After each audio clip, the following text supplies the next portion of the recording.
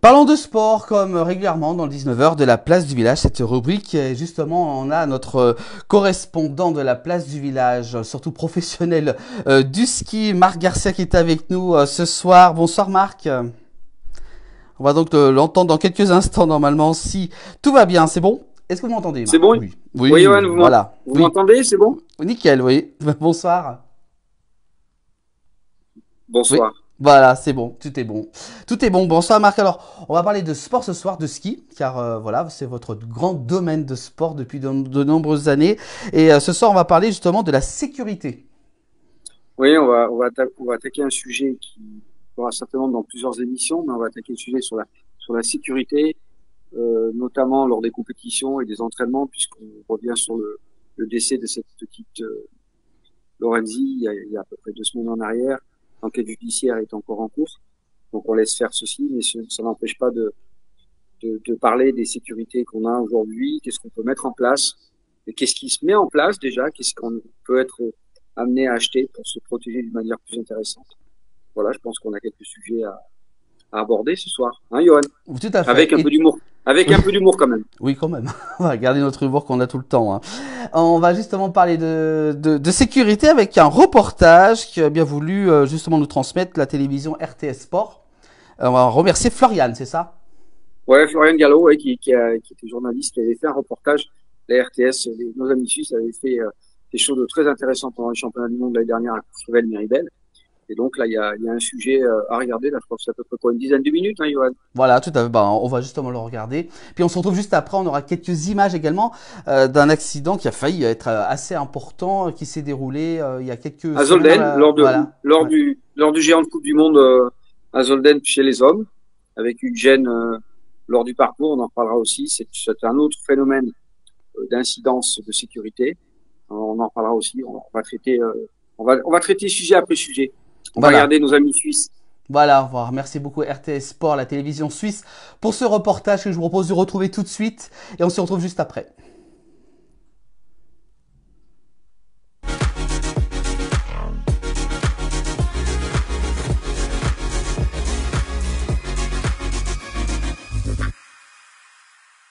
Alors Michel, salut. Merci.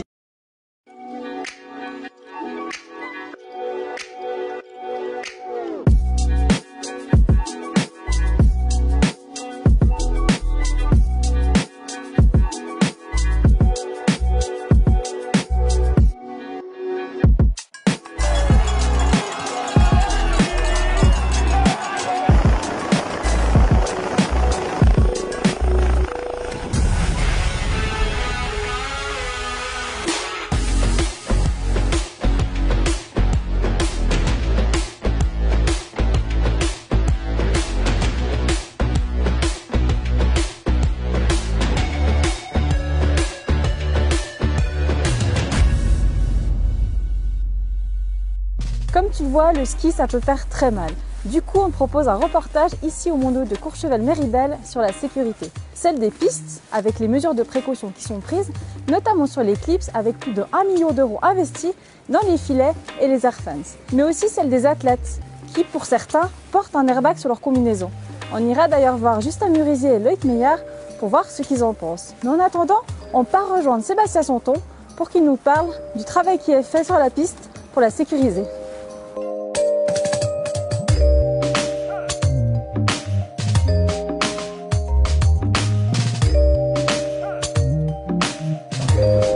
Salut Sébastien. Salut. Ça va? Ça va et toi? Ouais, bien. Alors là, on est au bas de l'éclipse, hein, la fameuse piste. Comment est-ce que toi et tes équipes, vous sécurisez une telle piste? On a déjà étudié ça depuis 4-5 ans. Donc par exemple, on a 1,5 km de filets sur potence, donc c'est des grands filets. Ça met à peu près 8 jours à être installé. Et après, là, on a jusqu'à 30 km de filet qu'on a installé sur l'Eclipse et aussi sur le stade d'entraînement Émile Allais. Donc c'est pour sécuriser les athlètes, pour pas qu'ils finissent dans les obstacles ou dans des sapins par exemple. Et puis après, on a tout ce qui est les air fence. Donc c'est des gros matelas gonflables qui permettent aussi de sécuriser des obstacles. On a aussi sur des entrées de filière par exemple où il y a des cordes qui peuvent être dangereuses. Donc c'est vraiment, on voit ça avec la FIS et c'est sûr que c'est de plus en plus contraignant pour les organisateurs.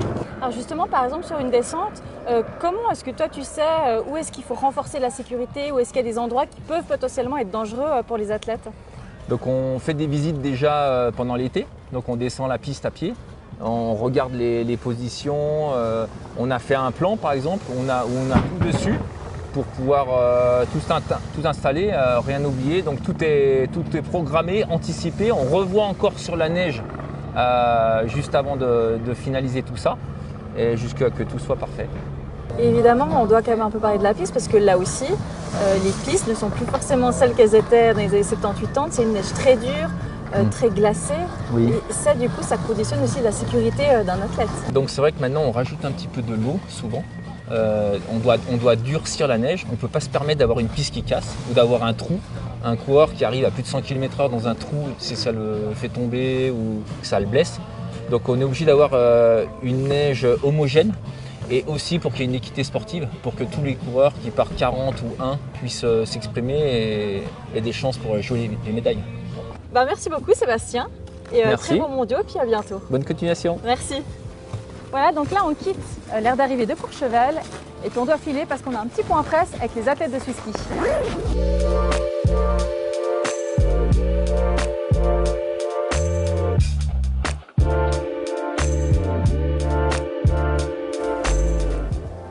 On vient d'arriver à l'hôtel des Suisses, on a rendez-vous avec Justin Murisier qui va nous parler de la sécurité des pistes. Alors Justin, comment toi tu la juges un petit peu cette sécurité des pistes? Elle est toujours franchement très bien. Il y a un comité des athlètes qui a été mis en place qui permet aussi d'avoir une discussion avec la FIS après les entraînements, de dire voilà, ce saut il saute trop loin ou par exemple on n'est pas trop près des filets ou on est trop vite ou quoi que ce soit. On a des personnes qui sont assez compétentes à la FIS avec Hannes Trinkel qui avait été un coureur aussi et qui voit très bien les choses. Donc en général ça se passe quand même très bien. Ouais. Et qu'est-ce qu'on pourrait faire de plus pour sécuriser une piste? Pour ma part, ce qu'on pourrait faire, c'est de préparer les pistes un poil mieux, un poil plus régulière, d'essayer d'avoir la même neige du début à l'arrivée. Parce que c'est vrai qu'il y a des conditions de neige, des fois on peut avoir de la glace puis après du mou. Et ça c'est très difficile pour nous parce que s'il y a de la glace, on est obligé d'avoir l'écart et le setting des chaussures très agressif. Et quand on arrive sur le mou, ça peut être dangereux parce que ça peut prendre. Et il y a aussi la sécurité de toi et des autres. Et là justement, qu'est-ce que toi tu as sur toi? Qu'est-ce que tu portes pour te sentir en sécurité? J'ai un airbag et un casque. Le casque, c'est vraiment un élément qu'on devrait travailler à la longue. Il y a eu une norme qui est rentrée en 2013, mais c'est en 2013, donc ça fait déjà 10 ans. Et à mon goût, il y a vraiment moyen de faire plus avec les casques, d'essayer de trouver des solutions pour de nous protéger la tête. Même si effectivement, il n'y a pas beaucoup de cas de problèmes de commotion et ça, mais il y en a quand même, et je pense là, on peut travailler encore. Du côté de l'airbag, il y a beaucoup de projets, et ça, je trouve que c'est bien. Ça peut quand même nous apporter de la sécurité en plus. Et c'est vrai qu'aux entraînements, je porte aussi un anti-coupe. C'est un sous-vêtement qui serait censé éviter que je me coupe le jour où je venais à perdre le ski et que le ski m'arrive sur les jambes, par exemple. Merci beaucoup en tout cas Justin, et ça tombe bien qu'il nous parle des airbags, parce que nous on va filer justement voir Pierre-François Tissot qui s'occupe des airbags InEmotion.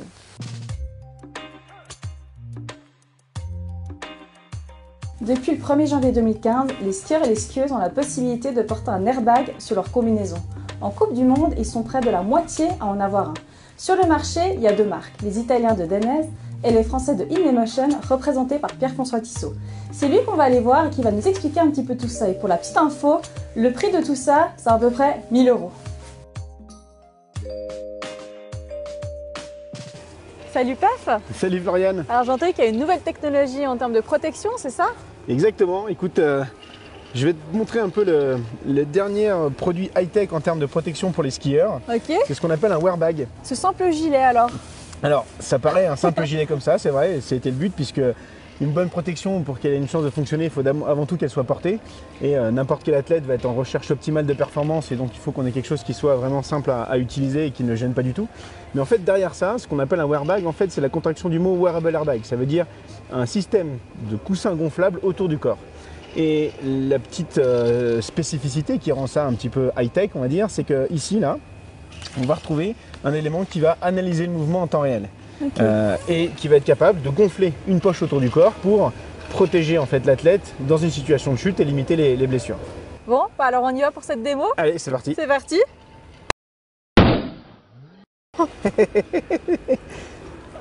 Ah ouais, c'est vraiment impressionnant, hein. Le bruit, le gonflement, c'est très soudain. Si tu veux, il faut vraiment qu'on arrive à créer en fait, ces zones de protection autour du corps le plus rapidement possible. Et après, on a développé cette forme pour venir protéger les zones les plus vitales. Ouais. Donc on va retrouver le thorax, l'abdomen sur les chutes à l'avant. Ouais. Ensuite, on va avoir cette partie ici qui vient gonfler autour de la nuque. Et il faut imaginer en fait, avec le casque, on vient limiter les mouvements de la nuque et du cou.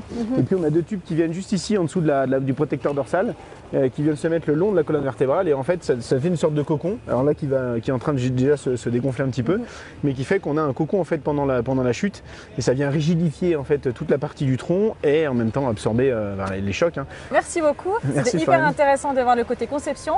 Et maintenant nous on va aller voir un athlète que tu connais bien, Loïc Meillard, qui porte un airbag. À bientôt, merci. Salut. Ciao.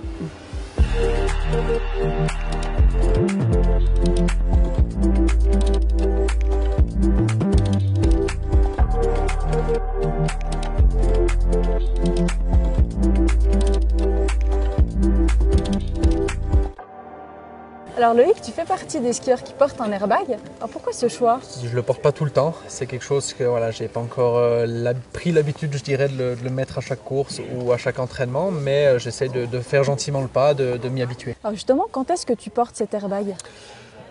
Voilà, typiquement au début de saison, je l'ai porté à pas mal d'entraînements et après certaines premières courses. Ensuite, voilà, c'est des fois où tout d'un coup il y a eu un problème par exemple avec une fermeture éclair, ce qui peut arriver, et tout d'un coup voilà, j'ai dû remettre une dorsale normale et c'est vrai que c'est quelque chose que c'est quand même plus grand qu'une dorsale normale, donc il faut s'y habituer, il faut faire des kilomètres et vu que j'ai peu d'entraînement pendant l'hiver, c'est quelque chose, c'est dur à toujours s'y habituer.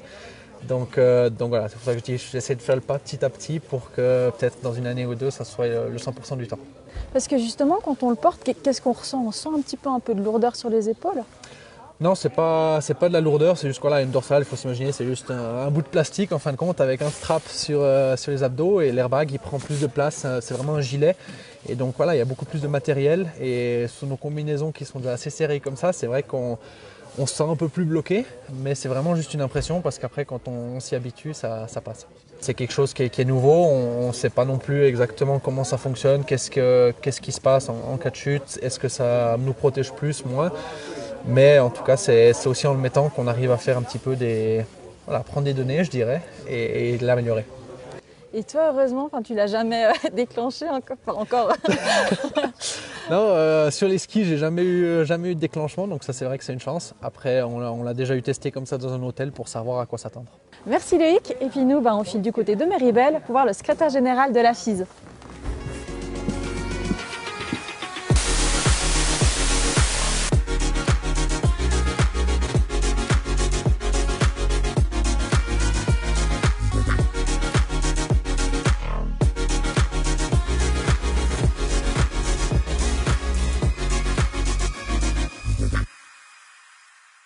Alors Michel, salut, merci de nous avoir rejoints. Je te montre cette petite vidéo. Est-ce que tu reconnais cet athlète? C'est des bons souvenirs, vous avez retrouvé ce document. Mais oui. Et puis on voit quand même au bord de la piste des sapins. Vous savez qu'il y a 41 ans. Hein. Justement, il y a 41 ans et on voit que la sécurité de la piste, aujourd'hui, ce serait plus possible ça? Ce serait plus jouable. Très, très clairement, et encore à mon époque, c'était il y a 40 ans, c'était encore pire il y a 50 ans. Mais effectivement, il y a eu de gros progrès de fait sur les pistes, en termes de préparation de pistes déjà, en termes de neige, et surtout les abords des pistes, la largeur des pistes. On a augmenté la largeur maintenant, il y a des normes, des zones de dégagement. Bien sûr, les filets A, on appelle ça les filets A, les filets de protection, haute protection, ont été doublés, voire triplés en termes de longueur. Les filets B, c'est des petits filets à canne qu'on met maintenant sur 3 rangées. Enfin, beaucoup d'améliorations qui fait que ça n'a plus rien à voir avec l'époque. Et on voit aussi depuis quelques années beaucoup de lignes bleues. Et ça aussi, ça date de quand ces lignes bleues et à quoi est-ce qu'elles Les servent? lignes bleues, c'est apparu il y a au moins 20 ans, 25 ans, mais c'est pratiquement maintenant encore plus obligatoire. Ça a surtout un effet favorable quand il n'y a pas de visibilité, pour que les athlètes puissent voir les reliefs et minimiser donc, les chutes bêtes. Donc des fois c'est très utile quand il y a de l'ombre, quand il y a du brouillard bien sûr. Donc ça aide aussi beaucoup. Parce que justement, malheureusement, par le passé, il y a eu des accidents. On pense notamment à Silvano Beltrametti, par exemple. Ouais. Est-ce que là, ça a été un tournant peut-être dans la sécurité? Chaque fois qu'il y a un accident grave, forcément, c'est malheureux à dire, mais ça aide pour la suite. Et l'accident de Silvano a été effectivement, je ne dis pas un déclencheur, mais en tout cas un des déclencheurs, avec des filets qui étaient bien en place, mais avec des mailles qui ont coupé. Donc peu importe qui est responsable, à la fin ça a coupé quoi. Hein. Et donc ça a été renforcé. On a aussi mis des bâches après des accidents à Wengen, des bâches le long des filets pour pas qu'on puisse mettre un ski dans le filet. Donc tout ça, c'est voilà, au fil du temps, on améliore les choses. Et si on parle à leur future évolution, jusqu'où on peut aller en termes de sécurité sur la piste déjà? Sur la piste, il y aura forcément des limites, parce qu'on ne peut pas faire des pistes qui font 1 km de large, mais surtout c'est sur l'équipement qu'on doit progresser, les équipements, et on est en train de travailler, juste comme un exemple sur les airbags, avec des centrales de déclenchement, qui pourraient aussi éventuellement déclencher les skis, les fixations, quand les skis ne lâchent pas.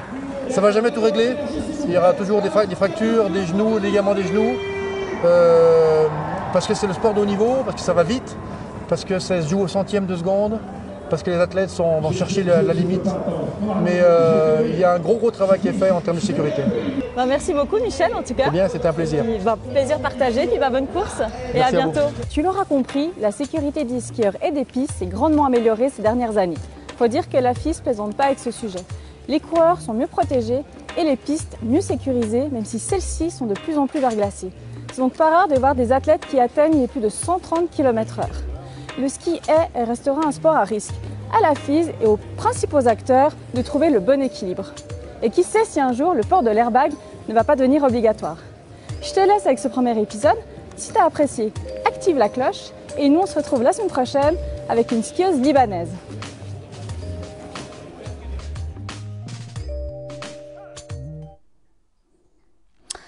Voilà pour ce reportage de nos amis de RTS donc Sport, la chaîne suisse du sport. On va remercier beaucoup Florian qui nous a bien voulu nous prêter ce reportage qui nous explique tout justement sur la sécurité.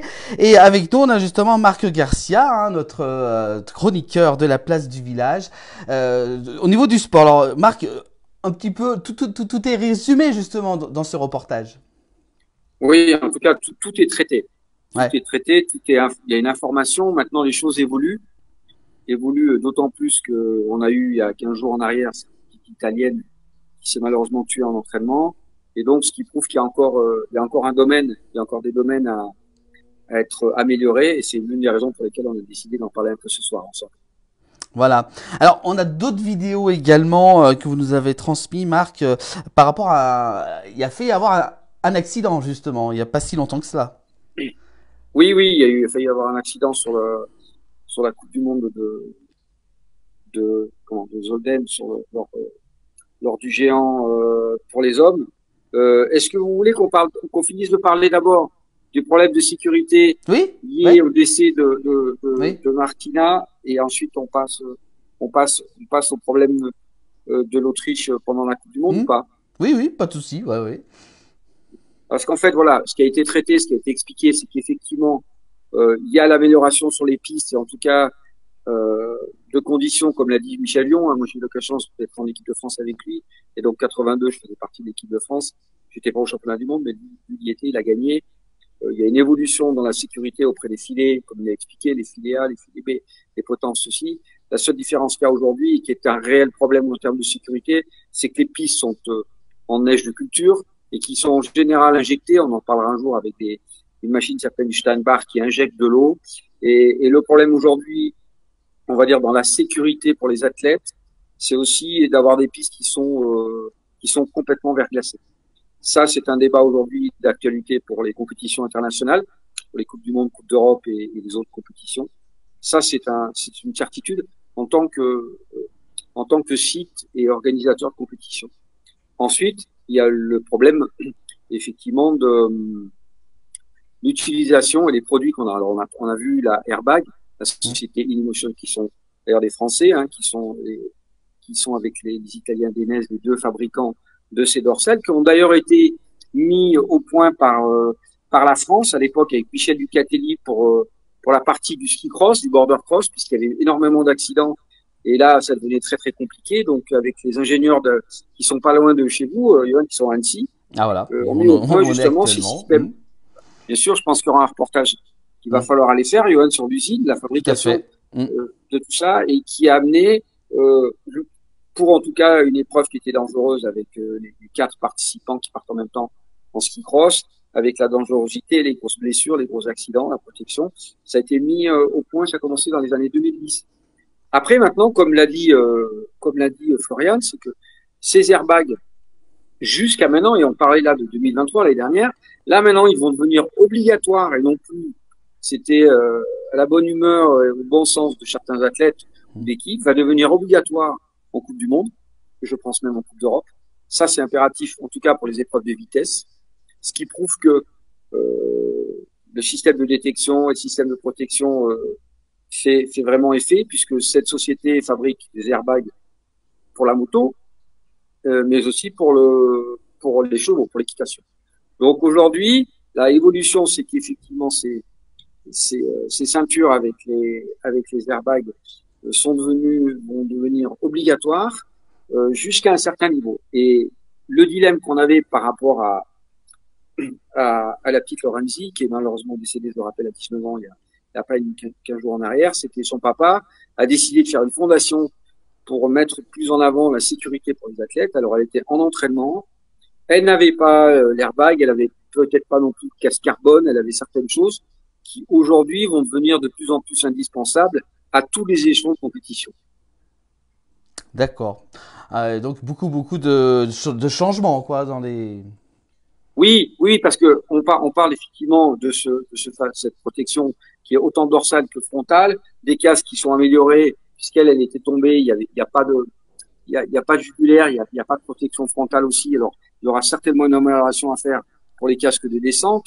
Et puis aussi, je crois que c'est Merisier qui a parlé maintenant des tissus anti-coupure, c'est-à-dire que les athlètes quand ils tombent, les quarts de ski sont énormément affûtés. Et on l'a vu l'année dernière qui dès le mari de Chiffrine s'est gravement blessé, et c'est pas le seul, il y en a eu beaucoup. Pascal Sylvestre, qui est le président, qui est l'entraîneur-chef du comité de Savoie, son fils a failli mourir parce qu'il s'est sectionné grave au niveau de la jambe. Il y a aussi maintenant une procédure sur les tissus, sous les sous-vêtements, mais en même temps maintenant des combinaisons qui vont, je dirais pas éviter le 100%, mais en tout cas qui protègent de plus en plus. Donc c'est en fait, il y a différents paramètres. Il y a ce qu'on met en place en termes d'organisateurs du monde, et aujourd'hui, les nouveaux produits innovants, innovateurs, qui sont d'actualité. Alors évidemment, hein, elle l'a dit, un airbag, ça coûte 1 000 €. Maintenant, il y a des possibilités de recharger pour après 3 chutes, mais aujourd'hui, ça reste en tout cas des produits qui évoluent et qui deviennent très performants.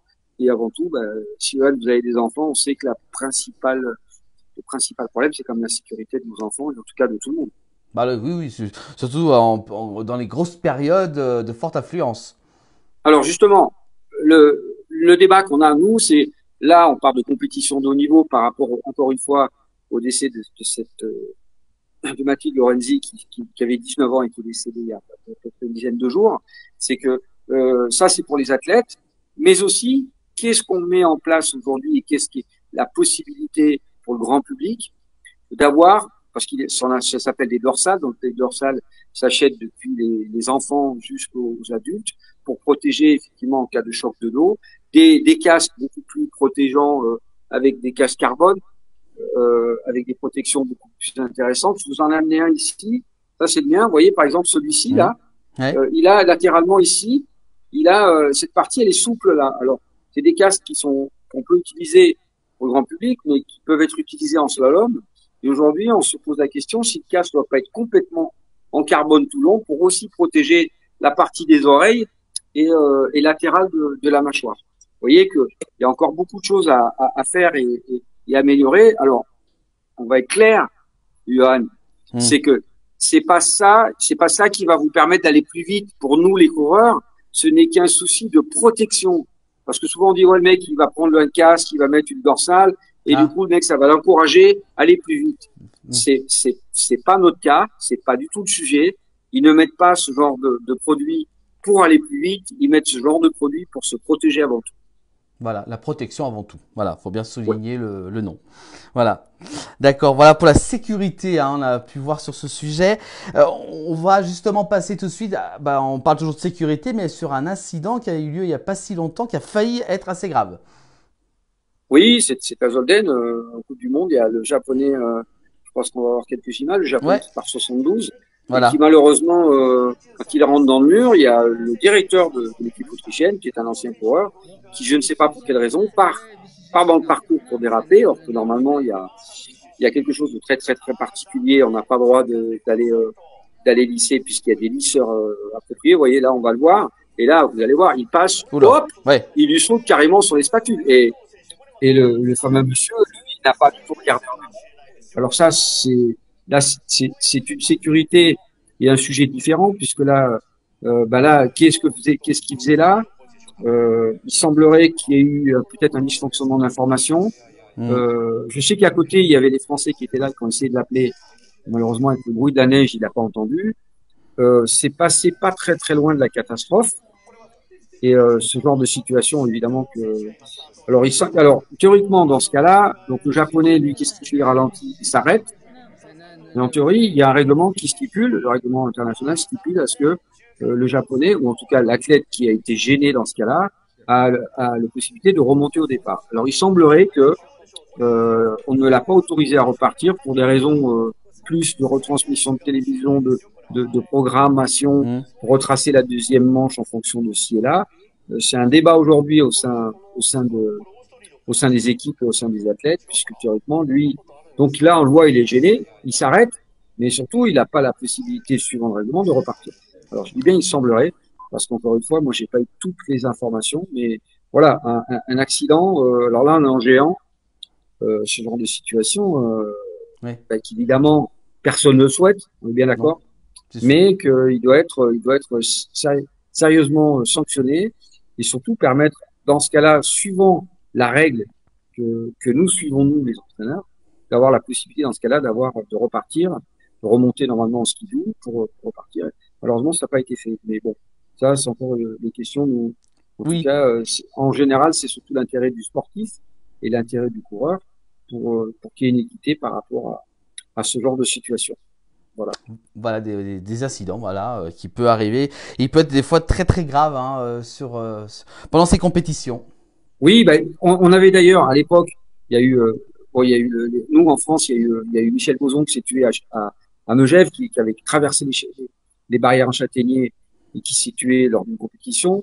Ensuite, il y a eu Michel Buzon qui s'est tué à un entraînement à Tignes en faisant des entraînements et s'est percuté un pylône. Il y a eu aussi Régine Cavagnou, justement, qui a percuté un entraîneur lors des entraînements. C'est quand même des situations qu'on n'aime pas du tout tous. Hein, on n'est pas là du tout pour ça.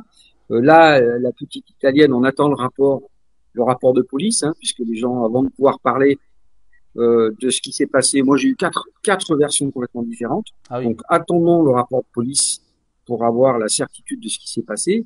Mais évidemment que c'est toujours un choc et c'est toujours une personne de trop. Alors, sincèrement, Johan, on est loin du nombre de morts qu'on a sur les routes, mais quand même, on doit se sentir concerné quand des jeunes comme ça, comme la petite Lorenzi qui est partie à 19 ans, tristement. Voilà, un message justement à tous les skieurs, même amateurs, hein, qui vont se rendre dans nos massifs pour l'hiver qui approche à grands pas.